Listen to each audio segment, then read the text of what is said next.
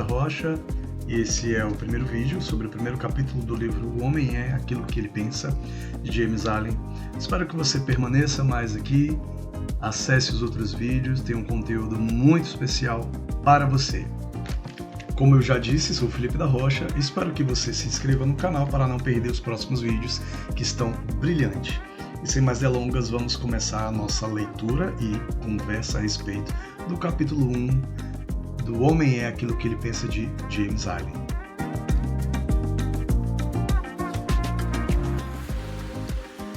Então nós vamos ter uma breve conversa a partir de uma leitura rápida de alguns trechos. Os capítulos são bem curtos, o livro é bem curto, então não vai ser nada de muito demorado. Sendo assim, vamos direto ao ponto então. Capítulo 1, Pensamento e Caráter. O aforisma, como o homem pensa em seu coração, assim ele é.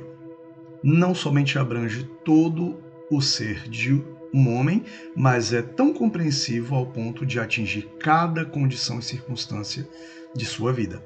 O homem é literalmente aquilo que ele pensa, sendo seu caráter a soma completa de todos os seus pensamentos. Eu vou destacar alguns pontos, parágrafo a parágrafo, mas como eu falei, é uma folha e um pouquinho só, o primeiro capítulo bem curtinho. E nós vamos começar aqui com o aforisma, certo? Existem alguns conceitos que precisam ser bem compreendidos em sua natureza para que se possa compreender melhor o conteúdo. Então, aforisma é uma sentença, certo? Então, continuando aqui, quando ele diz o aforisma, como o homem pensa em seu coração, assim ele é. Esse pequeno trecho já daria um vídeo inteiro, mas vamos com calma. Em primeiro ponto, nós precisamos destacar duas coisas. A primeira é o aforisma, já falamos a respeito disso, é uma sentença. Logo, ele justifica. Como o homem pensa em seu coração, assim ele é. Claramente uma sentença de autoimagem. Agora vem um problema. Como o homem pensa em seu coração. Então, o coração pensa. Precisamos dissertar um pouco a respeito disso. Essa ideia do coração pensar é uma ideia que vem de longe, né? A referência talvez mais direta que se faça a isso é a própria Bíblia, tá? Onde fala constantemente a respeito do coração, as inclinações do coração. Tanto é o pensamento do coração quanto a influência do coração. A Bíblia fala em alguns pontos: maldito o homem que confia no coração. Provérbios 4, 23, se eu não estou enganado. De todas as coisas que se deve guardar, que se guarde o coração, pois ele procede toda a fonte da vida, né? Então tem toda uma estrutura, um arcabouço sobre o coração na Bíblia. Claro que em uma primeira posição se faz muito estranha a ideia de se pensar pelo coração. Mas quando o livro aponta para isso, assim como a Bíblia, ela está falando restritamente sobre a mente inconsciente, né? Muita gente chama assim, mas nós vamos tratar como mente emocional. Certo? A mente emocional, ela é aquele sussurro dentro da gente que na verdade é advinda de situações de nossa vida as quais foi construída. Por exemplo, você pensa em comprar um carro, mas lá no fundo você duvida que pode. Ou você, não sei, é apaixonado por alguém e pensa em falar, mas você sente ali no fundo não só uma indecisão, mas uma insegurança, achando que não pode, que não merece, que é menor, né? Isso é o pensamento do coração, esses sussurros, e eles geralmente são acompanhados de um trauma, de uma dor, tá? E então se constrói uma mente emocional, tá? É assim que a inteligência emocional trata. Então, uma primeira boa explicação a respeito disso, ou seja, como o homem pensa em seu coração, ou como ele sente, né? Esses exemplos são muito claros. É um carro que eu quero ter mais caro do que eu já tenho e eu sinto que não posso. Ou tenho uma leve duvidazinha de que não vou conseguir. Então, como eu penso em coração, assim é. Pois, por conta desse pensamento, eu não vou lá buscar esse desenvolvimento. Muita gente, de fato, não consegue, né? Vamos citar exemplos mais comuns até. Uma pessoa que está acima do peso, ela sabe que está acima do peso, ela sabe como emagrecer, ela tem dinheiro para pagar uma academia, ela sabe fazer dieta, mas não consegue emagrecer, porque tem um sussurro lá dentro, baseado em traumas e uma série de coisas, que a faz viver de acordo com pensamento do seu coração, ou como ela sente que é, né? Então, para você ver, essa primeira frase, pequena frase, tem aí um mundo de explicações e de conceitos que nós poderíamos dedicar mais tempo, mas vamos seguir para a coisa ficar um pouco mais rápido. Então, assim como a planta brota e não poderia... Onde é que eu tô? Tá aqui. Assim como a planta brota e não poderia existir sem a semente, da mesma forma, cada ato de um homem brota das suas sementes ocultas do pensamento e não poderia ter aparecido sem elas. Isso se aplica igualmente àqueles atos chamados espontâneos e não premeditados, assim como àqueles que são deliberadamente executados. Tá? Como eu falei, eu não vou me ater muito ao capítulo todo, porque ele está claramente falando de coisas, constantemente tentando explicar a mesma coisa de várias formas. Tá? Então, quando ele salienta de que o pensamento é uma semente e os atos espontâneos e não premeditados são os que acontecem, ele está falando exatamente de autoimagem e merecimento, certo? E aí, o próximo ele já fala que, claro, o ato é o florescer do pensamento, e a alegria e sofrimento são seus frutos. Deste modo, um homem colhe o fruto doce ou amargo de sua própria seara. Isso é um ponto assim brilhante, mas muito complicado de se falar, porque é exatamente sobre autoimagem, certo? O espelho de quem somos, ele é baseado em como nós aprendemos de fato a ser, né? Uma linha da psicologia fala que nós somos a consequência de tudo aquilo que aprendemos na primeira infância através dos 5 sentidos. O que ouvimos, o que cheiramos, o que tocamos, o que sentimos e o que vemos, né? Por isso é tão difícil reprogramar a mente de uma pessoa, porque são feridas longas, são traumas longos, mas tudo bem, pode ser que não sejam feridas nem traumas, mas são programas. De fato, nós seguimos aquilo em que nós acostumamos a repetir, aquilo que nós aprendemos a ser. Então veja, a Bíblia traz uma série de ensinamentos, uma série de palavras a respeito disso, né? Ensina teu filho no caminho em que deve andar, e ainda quando for grande, não se desviará. É uma programação. Agora, esse versículo é muito importante, porque tem um velho tabu nele que as pessoas acham que é apenas dizer, né? Mas não tem a ver só com isso nesse capítulo. Claro, o livro está falando exatamente dessa acolhida que nós temos com essas coisas, mas ensinar no caminho é ir com, né? É junto, é mostrando como, tá? Claro que você pode interpretar durante a vida, mas você pode interpretar também no caminho, mesmo caminhando lado a lado. Isso é de suma importância para os filhos, né? E assim também para os mentoreados, para os liderados, para os seus empregados, de repente em uma empresa. Então, o exemplo e a direção do caminho precisa ser sempre salientado, instruído e efetivamente marcado constantemente até que se vire hábito, para que se consiga compreender aonde estamos chegando. Então vamos continuar com a leitura, e se por acaso eu der uma engasgada aqui é porque eu estou lendo um doc aqui mais curtinho e está difícil de ler, mas vou me esforçar. Pensamento na mente que nos molda. O que nós somos, através do pensamento, forjamos e construímos. Se a mente de um homem tem pensamentos maus, dor virá sobre ele, assim como vem a carroça atrás dos bois. Se perseverar em pureza de pensamento e alegria, a alegria o segue como uma própria sombra, com certeza. O homem é o resultado da lei e não uma criação por artifício. E causa e efeito são tão absolutas e indesviáveis no reino oculto do pensamento quanto no mundo das coisas visíveis e materiais. Um caráter nobre e celestial, isso é incrível. Um caráter nobre e celestial não é uma coisa de favor ou sorte, mas o resultado natural do esforço contínuo em pensar retamente, o efeito de uma profunda associação de pensamentos celestiais.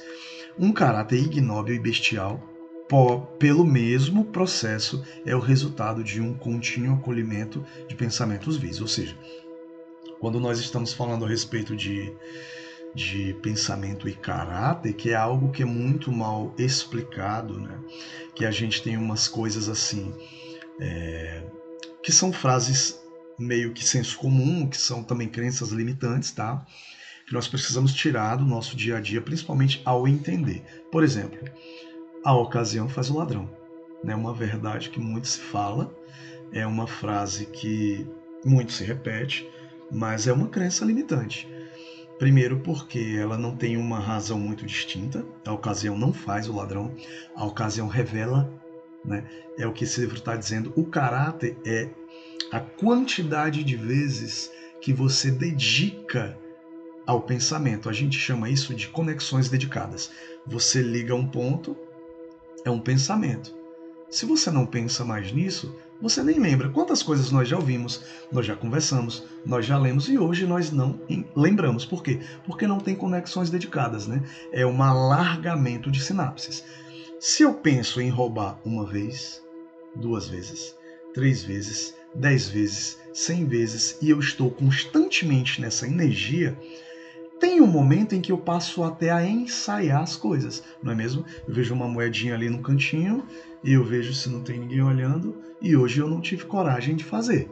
Mas uma hora acontece, porque é uma conexão dedicada de sinapses. Tá? Eu estou sempre, constantemente fazendo isso acumular energia dentro de mim. E então acaba acontecendo. E é exatamente o que ele está falando aqui. Tá? Que dor virá sobre ele assim como a carroça vem atrás dos bois, né? O pensamento vil, o pensamento de dor. Sabe aquela pessoa que desenvolve síndrome do pânico porque ela passa a pensar muito que o mundo está inseguro, que o mundo está cheio de ladrão, que o meu vizinho foi assaltado, que o governo rouba demais, que eu não tenho carro, e começa.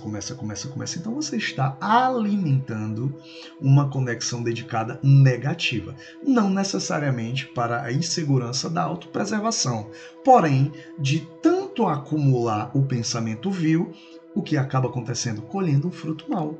Né? Então, dessa forma, eu acabo desenvolvendo situações as quais eu vou começando a perceber estranhezas. São pessoas mais esquisitas perto de mim, ou que eu acho esquisito. Alguém que grita num ônibus, alguém que grita numa plataforma, alguém que tem uma atitude mais duvidosa em um shopping ou qualquer coisa, então você começa a perceber coisas que antes você não percebia. Porque você dedicou conexões com esses pensamentos. Tanto é que alguns mentorados meus, eu falo sempre assim, imagine que a mesma energia que você gasta falando o mundo é perigoso, ou, por exemplo, falando sobre segurança, né? Eu não vou ser assaltado, é a mesma energia de eu sou seguro, ou eu sou protegido, é a mesma energia. A frase é quase do mesmo tamanho. São pouquíssimas palavras, mas a conexão é diferente, né? A conexão é completamente diferente. Se eu estou falando sobre eu sou protegido, é positivo, né? É uma blindagem. Agora, se eu digo eu não vou ser assaltado, a mente não entende o não, ela só entende ordem. E a ordem do verbo nessa frase é assaltado. Vou ser. Né? Ou serei assaltado. Então não adianta você dizer não sou assaltado, não serei assaltado. O coerente, o indicado é eu sou protegido. Não muda o jogo? Eu não coloco nem a opção de ser. Né? Então, são essas coisas brilhantes que esse livro vem trazendo. Claro que eu estou colocando aqui numa camada bem superficial. Aqui tem muita psicologia, tem muita PNL, tem muita programação aqui dentro, tá? Mas Assim tá muito legal já de entender, porque de fato o vídeo iria ficar muito longo e eu não quero estender mais tanto do que eu já estendi, tá bom? Então, de todas as belas verdades pertencentes à alma que foram restauradas e trazidas à luz nesta época, nenhuma é mais alegre ou proveitosa em divina promessa e confiança do que essa, que o homem é o mestre do seu pensamento, o modelador do seu caráter, construtor e forjador da condição, ambiente e destino. E aqui o final. Como um ser de poder, inteligência e amor, e o senhor de seus próprios pensamentos, o homem possui a chave para cada situação e carrega dentro de si o poder transformativo e regenerativo pelo qual ele faz de si próprio o que ele deseja. O homem é sempre o mestre, mesmo em seu estado mais fraco e abandonado. Mas em sua fraqueza e degradação, ele é o mestre tolo que desgoverna sua própria casa. Quando ele começa a refletir, então torna-se mestre sábio, dirigindo suas energias com inteligência. É sensacional, sensacional. E aí ele vai falar do frutificar, ele vai falar das leis do pensamento, onde tudo é mente, né? O mundo é mental, o universo é mental e de acordo com como você crê de fato é, né? Então, eu não vou mais me alongar tanto, só tem mais um parágrafo e ele vem trazendo exatamente a mesma questão de uma forma a modelar-se a vida, né? Então, ele vai falar restritamente do efeito que você pode causar na sua própria vida. Então, a minha mensagem que eu deixo para você hoje é que você aprenda a controlar e a governar a sua mente, né? Não se trata da tempestade, se trata de você. Não se trata do governo, se trata de você. Não se trata da sua família, se trata de você. É você quem decide aonde a sua mente irá depositar mais energia. Claro, existem prerrogativas políticas, existem as mais diversas situações de vida, óbvio. Mas alguém que tem a vida muito parecida com você pode ter um pensamento positivo e você não. A ideia é apenas essa. E eu não estou dizendo que você assim o tem, mas o estímulo é sempre esse. Seja senhor do seu pensamento.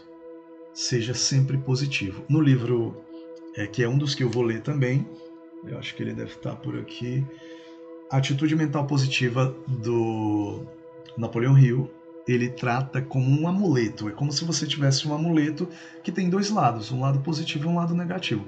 Perdi o ônibus. Eu posso pensar de forma negativa, droga, minha vida é ruim e tal. Ou, quem sabe Deus está me livrando de um assalto, né? Então, é simplesmente uma sinapse de como se deve olhar, tá? Então, sempre esteja em condição de alerta. Essa é a palavra que eu deixo para você. Você precisa ter um compromisso com você. Sempre em alerta, sempre em alerta. Os ruídos, os sussurros, eles estarão sempre presentes, mas você deve se importar, procurar, perceber e alimentar um lado muito mais positivo. Por quê? É a mesma energia que você gasta. Tá bom? Eu sou o Felipe da Rocha, mais uma vez. Que bom que você ficou até o final. Se for preciso, mais uma vez, ouça de novo o capítulo, né?